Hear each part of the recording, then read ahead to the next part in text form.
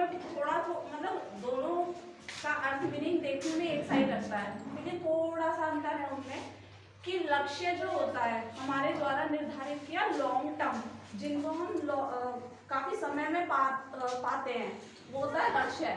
और लक्ष्य को पाने के लिए छोटे छोटे स्टेप जो हमें करने होते हैं वो होता है, और फिर उन दक्षताओं को प्राप्त करने के लिए बनाई गई उपदक्षताएं, जो विषयवार जो कि मिशन प्रेरणा का मुख्य उद्देश्य था भाषा और गणित, बुनियादी शिक्षा का उद्देश्य था कि हमारे बच्चे कम से कम भाषा और गणित की न्यूनतम अधिगम स्तर को प्राप्त कर। डिकोडिंग वाली मेरे को वर्ड समझ आया जो मैं पहले नहीं समझ पा रही थी ट्रेनिंग के, वो डिकोडिंग मेरे को बहुत अच्छा आया कि मैंने उस पर काम किया। 5 और 6 दिन ही मैं उस पर अभी काम कर पाई हूँ कि मैंने छोटे बच्चों को कैसे काम कराया कि बच्चों से 5 ऑब्जेक्ट मंगाए, कोई भी बजरी पत्ते कुछ भी मैंने मंगाया, उनसे गिनवाया, वो 5 गिन पा रहे हैं, लेकिन 5 मैं उन्हें दिखा चुकी थी, 1 से 5 तक की गिनती दिखा चुकी थी, बोलना भी आता था, लेकिन उनसे 1 से 5 तक की गिनती दिखने के बाद मैंने बोला कि 5 क्या है, तो वो बता ही नहीं पाते थे। तब मैंने क्या करा कि पहले दिन एक इकाई एक ऑब्जेक्ट उठवाया और उसी को डिकोड कर दिया उनकी भाषा के साथ कि एक इकाई ये होता है। तो ऐसे करके मैं 5-6 दिन काम कर पाई और बच्चे इतने अच्छे से 1 से 10 तक की गिनतियां डिकोड कर पाए, मतलब भाषा को उनके प्रिंट के साथ, उनके संकेतांक के साथ समझ पाए, डिकोड कर पाए, मतलब एक जो वर्ड था डिकोडिंग वो बहुत अच्छे से काम कर पाए।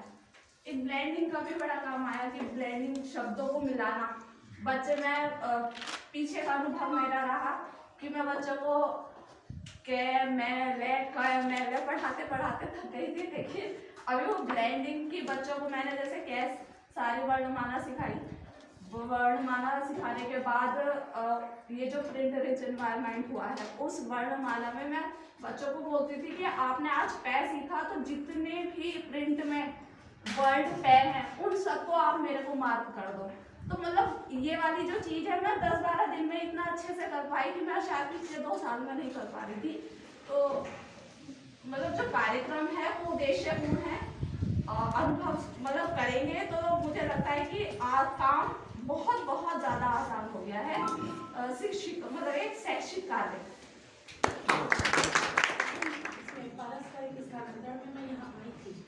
उससे पहले आने से पहले मैंने स्कूल की दशा नहीं देखी थी, शायद मैं देख लेती तो मैं नहीं आती, लेकिन जब मैं सबसे पहले स्कूल में गई तो लगा कि इस स्कूल का कैसे क्या किया जाए। फिर सर ठीक है, फिर देखा कि अब सर इसको करना ही पड़ेगा बढ़िया से।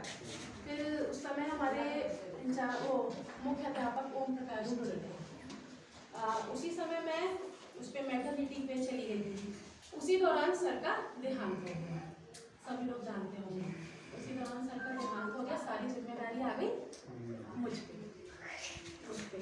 तो फिर उसके बाद फिर जब लॉकडाउन लग गया, लॉकडाउन के बाद जब जुलाई में स्कूल खुले, हम लोगों के पास बिल्कुल बच्चे नहीं थे।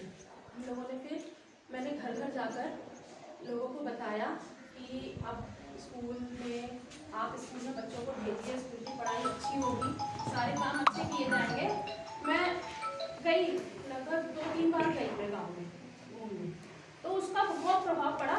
1 हफ्ते के अंदर अंदर मेरे यहाँ 18 एडमिशन हुआ, सिर्फ 1 हफ्ते के अंदर अंदर। फिर उसके बाद ऐसे ही बस मैंने बीच में मीटिंग भी करी, सब लोगों को बुला के, बस छोटा सा प्रयास था। अब इस समय मेरे पास 28 बच्चे हैं। इस बीच भी पेरेंट्स लगातार मेरे पास आते रहे एडमिशन के लिए, तो मैंने उनको पहले में ही आपके नाम लिखे जाएंगे, तो ऐसे अभी मेरे पास 10 एडमिशन हैं। और चार्ट के माध्यम से हम सम और विषम संख्याओं की अवधारणाओं को स्पष्ट करेंगे। अब पहले सम संख्याओं को स्पष्ट करने के लिए मैं आपको एक बताती हूँ। सम संख्याओं को इंग्लिश में क्या बोलते हैं? अगर इवन के अंकों को काउंट करेंगे तो ये कितने अंक हैं? 4। बिल्कुल भी सतर्क नहीं है। हमने एक प्रबंध समिति बनाई हुई है, तो हम सभी जानते हैं कि कितने जो है पेरेंट्स विद्यालय में आते हैं और वो अपने बच्चों की कितनी जो है देखभाल कर रहे हैं। तो हमारा सबसे पहला है कि हम इस कार्यक्रम के माध्यम से उन लोगों को जागरूक कर सकते हैं। दूसरे जो हमारा मिशन प्रेरणा कार्यक्रम ये चल रहा है, इसके अंदर प्रेरणा लक्ष्य और प्रेरणा दक्षताएं हैं हमारी, ये हम अभिभावकों के साथ शेयर कर सकते हैं, उन्हें बता सकते हैं कि हमें कम से कम इस क्लास के बच्चों को इतना कुछ सिखाना ही है। और हम इसके लिए एक ऐसे स्थान का चयन कर सकते हैं जो गांव में, जहां पर सारे अभिभावक एक साथ आ सकें, या फिर स्कूल का चयन कर सकते हैं जिससे कि और एक दिन रख करके हम उनको स्कूल में बुला सकें। तो ये तो हुआ मिशन प्रेरणा ज्ञानोत्सव समारोह। अब इसके मार्च में हमें एक कार्यक्रम करना था। मार्च के अंदर हमें एक जो है समृद्ध के लिए हमें बच्चों को तैयार करना था। उसमें हमें बेसलाइन असेसमेंट करना था। ये 25 मार्च तक हमें कार्यक्रम पूरा करना था अपना। तो कई स्कूलों में इस तरह का कार्यक्रम भी कर भी लिया होगा और बच्चों को स्तर वाइज हमने जो है डिवाइड भी कर लिया होगा। इसमें हमें क्या करना था, जो इसके अंदर आकलन टूल दिए गए हैं, उन आकलन टूल की सहायता से बच्चों पर कार्य करना था। किधर बच्चा किस स्तर में है उस हिसाब से हमें उसको स्तर डिवाइड करना था और अभिलेखीकरण भी साथ में करना है। और जो बच्चों ने ये कार्य किया है उसको हमें रखना भी है सुरक्षित। अगर कोई आता है तो हमें उसको दिखाना है कि हमने ये बेसलाइन असेसमेंट में हमने इतना कार्य किया है और हमने इस तरह से बच्चों का स्तर डिवाइड किया है। इसके बाद हमें 1 अप्रैल से समृद्ध मॉड्यूल लागू करना है।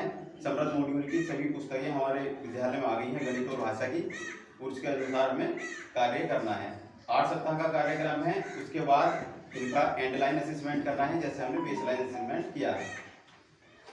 अभी तो छुट्टियां चल गई हैं और हमें ये पता नहीं कि आगे जो है कब तक छुट्टियां रहने वाली हैं। तो जैसे दिशा निर्देश हमें मिलेंगे हम उसी तरीके से कार्य करेंगे। आप सब मेरे साथ देंगे? दिनों के नाम हम याद करेंगे। सोमवार को आई रेत, सोमवार को आई रेत, सोमवार को आई रेत, सोमवार को आई रेत, मंगलवार को खेला खेल, मंगलवार को खेला खेल, मंगलवार को खेला खेल, मंगलवार को खेला खेल, बुधवार को नानी आई, बुधवार को नानी आई, बुधवार को नानी आई, बुधवार को नानी आई, गुरुवार को खाई मिठाई, गुरुवार को खाई मिठाई, गुरुवार को खाई मिठाई, गुरुवार को खाई मिठाई, शुक्रवार को आइसक्रीम खाई, शुक्रवार को आइसक्रीम खाई, शुक्रवार को आइसक्रीम खाई, शुक्रवार को आइसक्रीम खाई, शनिवार को क्या खाया होगा?